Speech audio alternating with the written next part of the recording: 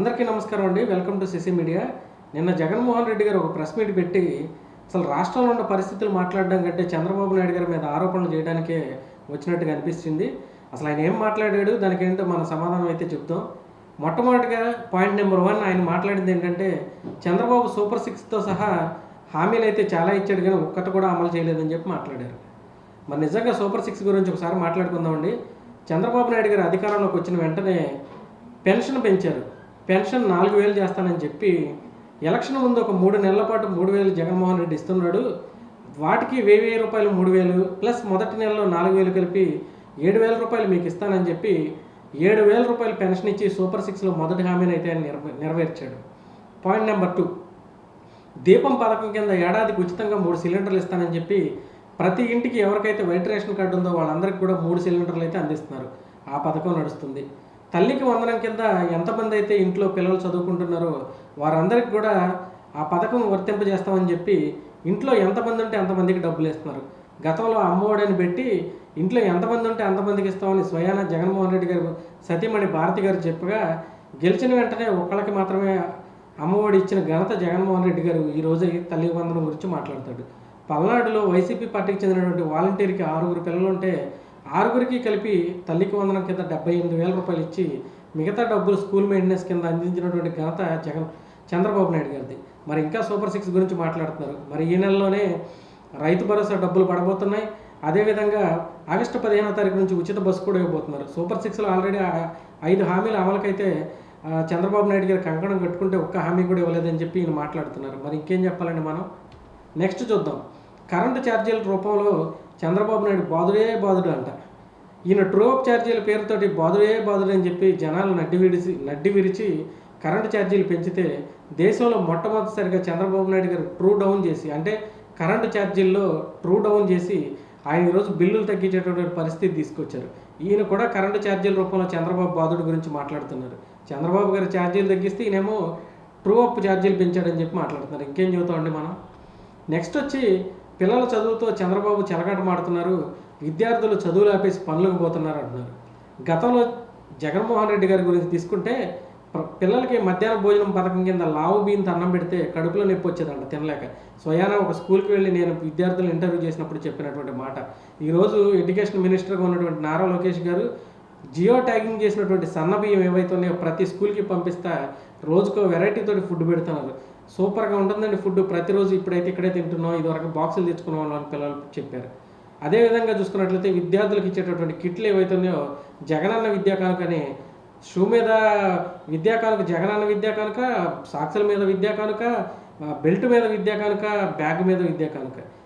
జగన్మోహన్ రెడ్డి గారు ప్రతి విషయాన్ని అలా చేస్తే ఈరోజు సర్వేపల్లి రాధాకృష్ణ గారిని గుర్తు చేసుకుంటూ సర్వేపల్లి రాధాకృష్ణ విద్యార్థి కానుక అని చెప్పేసి ఈ ప్రభుత్వం ప్రముఖులకి, అంటే దేశం గర్వించదగ్గ నాయకులకి ఎటువంటి విలువిస్తుందో చూడండి. గతంలో మధ్యాహ్న భోజనం పథకానికి జగన్ గారి పేరు పెట్టుకుంటే ఈరోజు ప్రఖ్యాతిగాంచినటువంటి డొక్కా సీతమ్మ గారు ఏ టైంలో ఇంటికి వెళ్ళినా కానీ భోజనం లేదని చెప్పకుండా అప్పటికప్పుడు వేడివేడిగా వడ్డించేటటువంటి మహానుభావురాలు డొక్కా సీతమ్మ గారి పేరు ఈరోజు పెట్టి భోజనం అందిస్తున్నారు. మరి ఎవరండి పిల్లలకు మంచి చేస్తుంది? మీరా చంద్రబాబు నాయుడు గారు? ఒకసారి చెప్పండి. నెక్స్ట్ వచ్చి రాష్ట్రంలో రైతులు అష్టకష్టాలు పడుతున్నారు, రైతులు సమస్యలు పట్టవ బాబు అంటున్నారు. అసలు రైతుల గురించి పట్టించుకునేదే చంద్రబాబు నాయుడు గారు అయితే రాయలసీమలో చూడండి డ్రిప్ ఇరిగేషన్ కింద పరికరాలు అందించడం, డ్రిప్ ఇరిగేషన్ ద్వారానే రాయలసీమలో ఎక్కువ శాతం పంటలు అయితే పండిస్తారండి, ఉద్యానవన పంటలు. మీరు రాయలసీమలో చెందిన వ్యక్తులు అయితే మీకు ఆ విషయం ఐడియా ఉంటుంది. డ్రిప్పులు ఇచ్చినటువంటి ఘనత చంద్రబాబు గారిది. ఇక్కడ ప్రతి కులానికి కార్పొరేషన్ పెట్టి గౌడ కులస్తులకి వాళ్ళకి కావాల్సినటువంటి సామాను, అలానే రైతులు ఎవరైతే ఉంటారో వారి పంటలకు కావాల్సినటువంటి సామాన్ ఏదైతే ఉంటుందో ప్రతి కార్పొరేషన్లు అందిస్తున్నారు. మరి ఇప్పుడు ఈ నెలలో రైతులకి రైతు భరోసా కింద 20,000 రూపాయలు అందించబోతున్నారు.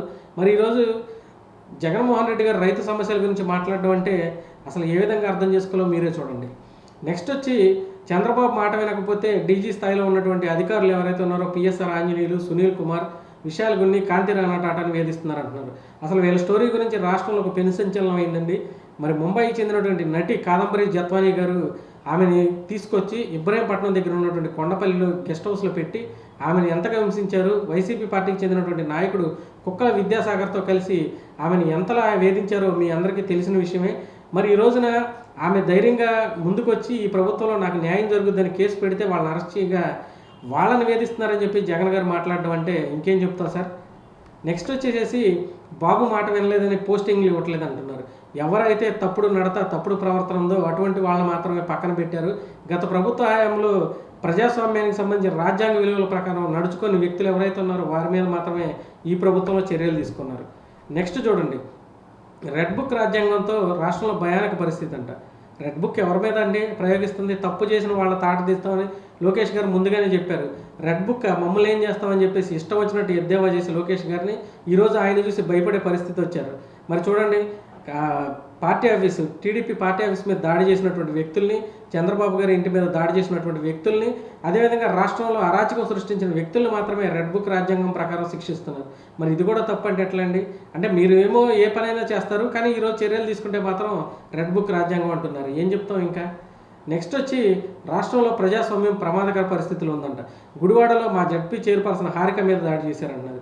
వాస్తవానికి ఆ రోజు జరిగింది పేరు నాని గారు మాట్లాడిన మాటలకు వ్యతిరేకంగా ధర్నా. చీకట్లో కన్నుగొట్టాలా, రప్ప నరికేయాలా, తలలు తీసేయాలా, ఎంతసేపు మాట్లాడతారా మీరు అని చెప్పి క్యాడర్ని రెచ్చగొట్టినటువంటి పేరు నాని చంద్రబాబు గారి గురించి, లోకేష్ గారి గురించి, పవన్ కళ్యాణ్ గురించి మాట్లాడిన మాటలకి వ్యతిరేకంగా ఆ రోజు ధర్నా చేస్తుంటే ఉప్పాల హారిక గారు కారేసుకుని అక్కడికి వచ్చినటువంటి తరుణంలో మీరు ఇటు రావద్దండి, వేరే రూట్లో వెళ్ళిపోండి అని పంపిస్తే వాళ్ళు మరలా తిరిగి ఇక్కడికి వచ్చి శ్రేణులను రెచ్చగొట్టేటటువంటి పరిస్థితుల్లో మాట్లాడి పోలీసులను లకారాలతో బూతులు తిట్టారు. దానికి సంబంధించి మాత్రమే ఆ రోజు అక్కడ గొడవ జరిగితే రాష్ట్రంలో భయానక పరిస్థితి అని ఈరోజు వీళ్ళు మాట్లాడుతున్నారు. నెక్స్ట్ మాట్లాడింది ఆయన కృష్ణా జిల్లా జడ్పీ చైర్పర్సన్పై దాడి చేసిన వాడి మీద కేసు పెట్టలేదంటున్నారు.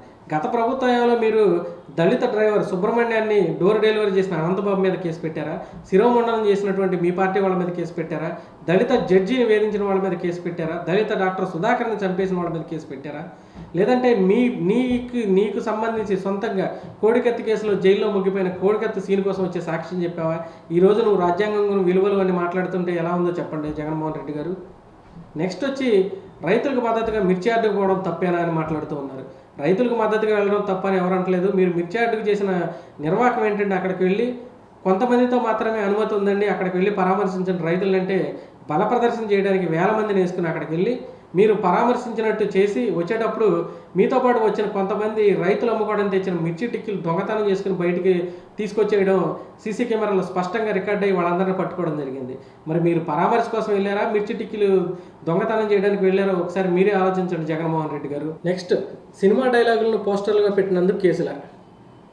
మీకు డైలాగులు నచ్చకపోతే సెన్సార్ బోర్డులో తీసేయండి, సెన్సార్ బోర్డు ఉండేది అందుకే కదా అంట. ఏం డైలాగులు సార్ మీరు పెట్టేది?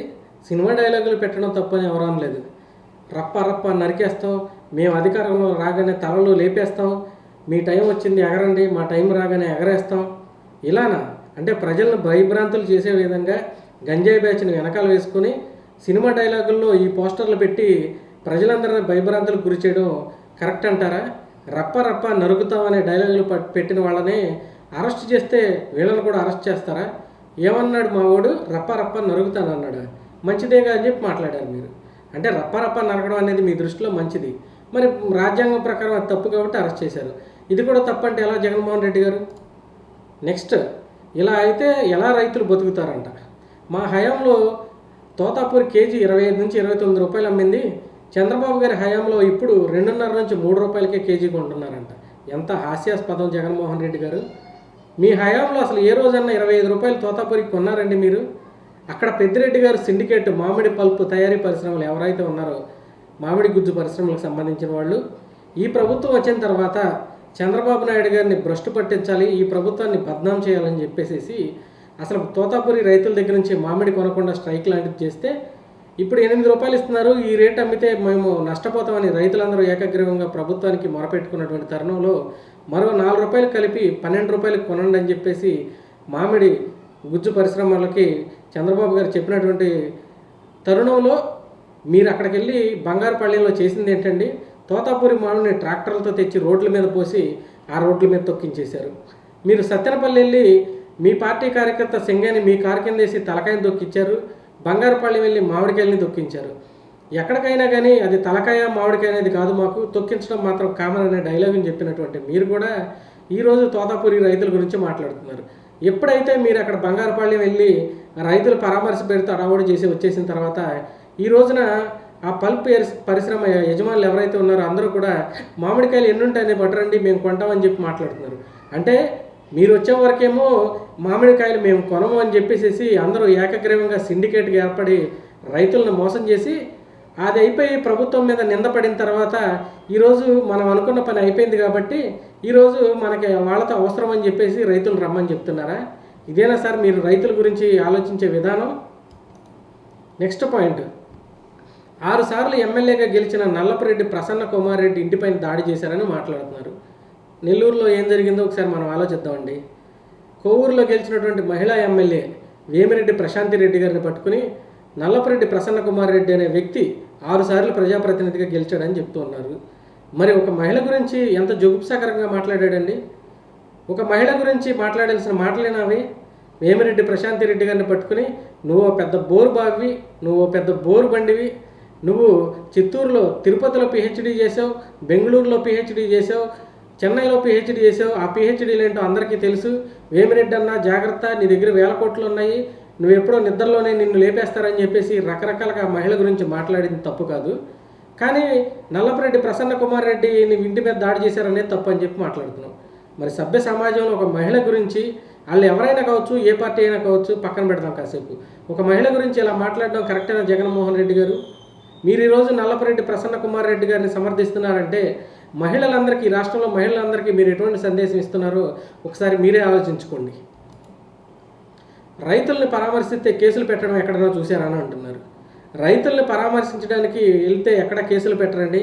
మీరు ప్రతి చోటకి వెళ్ళిన చోటల్లో బల ప్రదర్శన చేస్తా పొదిలి వెళ్ళారు. అక్కడ రైతుల పరామర్శ పేరుతో వెళ్ళి 1000 మంది కార్యకర్తలను వెంట పట్టుకెళ్ళి రైతులు అమ్ముకోవడానికి తెచ్చినటువంటి పొగాకు బ్యాళ్ళు ఏవైతే ఉంటాయో వాటన్నింటినీ తొక్కి నాశనం చేశారు. బంగారుపాళ్యం వెళ్ళి మామిడికాయలు మొత్తం రోడ్లపై పారబోసి ట్రాక్టర్లతో తొక్కించారు. రైతుల పరామర్శ పేరుతో ఎక్కడికి వెళ్ళినా వాళ్ళ పంటలను నాశనం చేయడం, ధ్వంసం చేయడం తప్ప మీరు రైతులకి ఉపయోగపడింది ఎక్కడో చెప్పండి. మీరు రైతులను అరెస్ట్ చేసి జైలుకు పంపించారని చెప్పి తిరిగి మాట్లాడుతూ ఉన్నారు. ఇంకా ఏం చెప్తారు జగన్మోహన్ రెడ్డి గారు? మీరేమో అరాచకాలు చేస్తారు, అక్రమాలు చేస్తారు, అన్యాయాలు చేస్తారు, కానీ ప్రభుత్వం చర్యలు తీసుకుంటే మాత్రం మా వాళ్ళ మీద కేసులు పెట్టారని మాట్లాడతారు. గతంలో మీరు చేసిన గుర్తులేదా జగన్మోహన్ రెడ్డి గారు మీకు? సో చూసుకున్నట్లయితే మొత్తం చూడండి, జగన్మోహన్ రెడ్డి గారు నిన్న ప్రెస్ మీట్లో ప్రతి ఒక్కటి అబద్ధాలు మాట్లాడడం తప్ప ప్రజలకు పనికొచ్చే విధంగా, ప్రభుత్వాన్ని పని చేయమని చెప్పే విధంగా ఒక్క మాట మాట్లాడకుండా ఎంతసేపు చంద్రబాబు నాయుడు ఎగిరిపోతాడు, కళ్ళు మూసుకుంటే 3 ఏళ్ళు తిరుగుతాయి, చంద్రబాబు ఎగిరిపోతాడు, గెలిచిన వెంటనేమో 5 ఏళ్ళు కళ్ళు మూసుకుంటే చంద్రబాబు ఎగిరిపోతాడు. ఎంతసేపు మనం మాత్రం ఈ భూమి మీద శాశ్వతంగా ఉంటాం జగన్మోహన్ రెడ్డి గారు? దయచేసి ప్రెస్ మీట్ పెట్టినప్పుడు లేకపోతే ఇంకోటి ఏదైనా మాట్లాడుతున్నప్పుడు మీ మాటలు ఏంటంటే సంస్కర్తలు అంట, సంస్కర్తలను పట్టుకుని అయితే ఏంటి సార్ అసలు మీరు మాట్లాడేది? సో జగన్మోహన్ రెడ్డి గారు ఇకనైనా కానీ ప్రజల గురించి ఆలోచించండి. ఆ 11 సీట్లన్నా మిగులుతాయి. ప్రజల గురించి ఆలోచించను, నేను మాట్లాడను, ఇష్టం వచ్చినట్టు మాట్లాడతానంటే మాత్రం చివరాఖరికి జరిగేది మాత్రం ఇదే. థ్యాంక్ యూ అండి.